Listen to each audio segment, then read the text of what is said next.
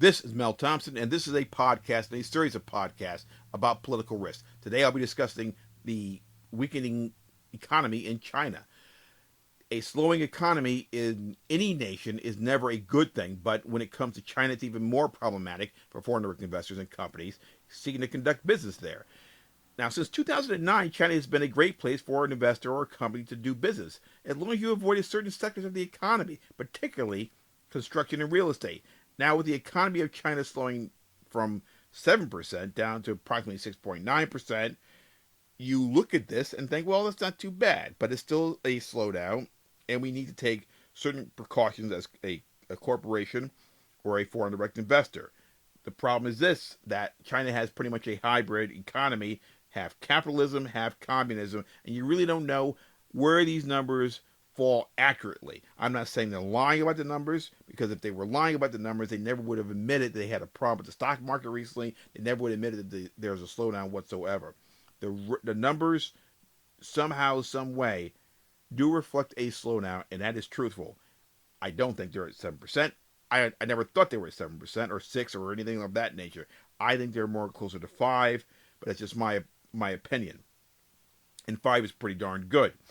But the fact that the nation has a hybrid economy, have capitalists, have communism, means that you really can't plan based upon any set of numbers, even if they're accurate. You don't know what the rules are going to be from day to day. They could change abruptly. I don't care what the agreements say. I don't care what treaties say. China is going to do whatever China needs to do to make sure that their economy moves along. We saw the same types of activities in other countries many years ago when it came to trying to make the economy of their countries look better than what they really were. The Soviet Union did this, Cuba did this, a lot of countries did this. We're not talking about the same type and same level of outright lies. What we're talking about in China is a situation where the Chinese government will do whatever it needs to do internally to prop up the economy. We saw this when the stock market started to have problems about a month ago, 2 months ago, and all of a sudden the Chinese government stepped in with controls on the market.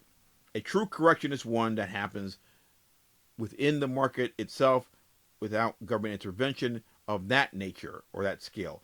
Government intervention is necessary at certain times, and it can be great when it comes to helping markets function.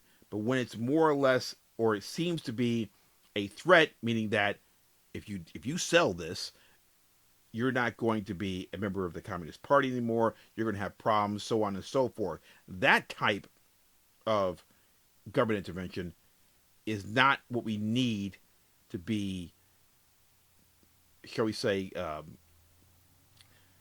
understanding of the true situation. What we need to have is a correction that may be assisted by government intervention, but not one by force, not one by coercion. People who are coerced will do things, of course, but that doesn't explain the true nature, the true underlying nature of what the problem is, what it was, and how it happened in the first place. Without that knowledge and understanding of the structural defects that caused the problem, foreign direct investors and companies cannot rely upon the economy to maintain itself or to be reliable from day to day.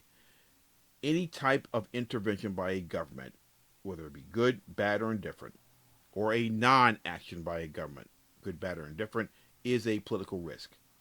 In the case of China, this particular type of coercion, if you will, or it seems to be coercion, telling people you can't sell off your stocks because there's a problem, to maintain a certain degree of, shall we say, economic growth or a certain degree of economic stability.